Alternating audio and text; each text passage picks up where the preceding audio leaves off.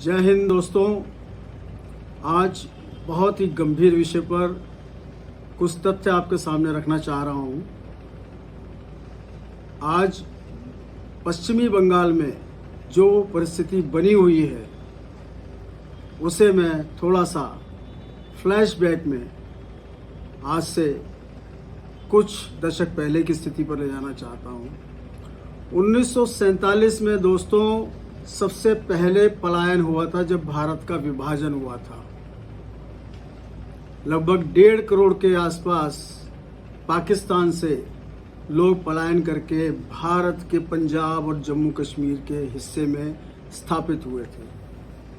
ये घटना हुई थी 1947 में और इसके 52 वर्ष के बाद कश्मीर में सन 89 से 90 के बीच में 1.5 लाख से अधिक कश्मीरी भाई बंधु मजबूर हुए थे आतंकवाद के कारण अपने घर बार को छोड़ने के लिए, अपने बीवी बच्चों की रक्षा करने के लिए, और जो वहाँ से पलायन करने के बाद भारत के अलग अलग हिस्सों में उन्हें जाना पड़ा, रोजी रोटी के लिए स्ट्रगल करनी पड़ी।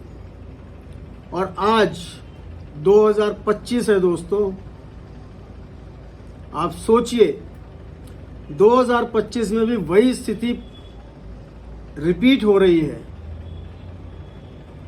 3 दिन के अंदर पश्चिमी बंगाल में मुर्शिदाबाद में शुरू हुई हिंसा के बाद यह हिंसा मालदा जिले में पहुंची और उसके बाद 24 परगना जिले में भी पहुंच गई। इस हिंसा के कारण से हजारों लोगों को अपना घर बार छोड़कर अपनी जान बचा के भागना पड़ा। कितनी बड़ी अराजकता की स्थिति पश्चिमी बंगाल में बन चुकी है। कुछ महीने पहले बांग्लादेश में इसी प्रकार की स्थिति पैदा हुई थी, जब वहां की तत्कालीन प्रधानमंत्री देश छोड़कर भागी थी और उन्होंने भारत में आके शरण ली थी। और उसी भारत में, उसी बांग्लादेश के बिल्कुल बराबर में पश्चिमी बंगाल में यही स्थिति पुनः जीवित हो गई।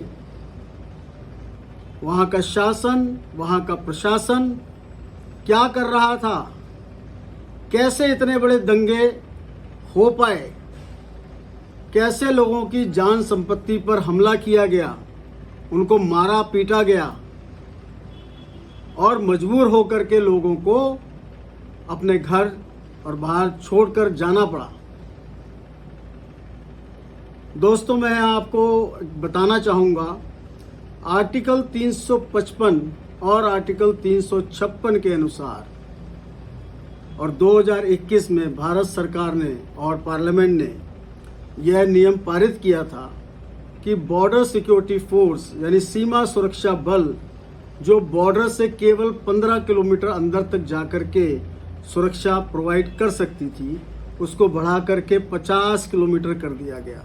ये सन 2021 में किया गया था। आज जिस प्रकार से हिंसा फैल रही है पश्चिम बंगाल में और वहाँ की सरकार मूक दर्शक बनकर देख रही है, ऐसी स्थिति में 355 और 356 आर्टिकल के अनुसार तुरंत सभी जिलों में बीएसएफ को एनरोल करना चाहिए, वहाँ स्थापित करना चाहिए, ताकि वहाँ के लोगों में सुरक्षा की भावना आ सके। यहाँ यह भी कहना चाहूँगा दोस्तों, ये जो हिंसा फैल रही है, ये फैल नहीं रही है, इसको फैलाया जा रहा है।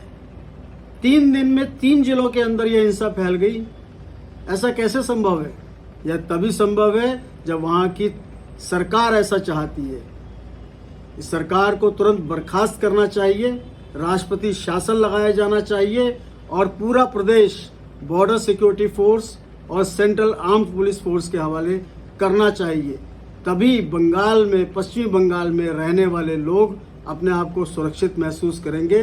अन्यथा उन लोगों को भी अपने घर बार छोड़ करके दूसरे प्रदेशों में जाना पड़ेगा, जो हमारे लिए बहुत ही खराब स्थिति होगी। दोस्तों, केंद्र सरकार दखल देगी, हो सकता है इस परिस्थिति को बहुत गंभीरतापूर्वक केंद्र सरकार में बैठे लोग देख रहे हैं और निश्चित रूप से इसमें कुछ न कुछ विदेशी ताकतों का हाथ अवश्य होगा और यहाँ की सरकार बंगाल की हो सकता है उनका कुछ तालमेल बांग्लादेश के लोगों के साथ भी हो गया हो, तभी ये इस प्रकार की घटनाएं होना संभव हुआ है। तो दोस्तों अलर्ट रहिए, सिक्योर रहिए। जय हिंद।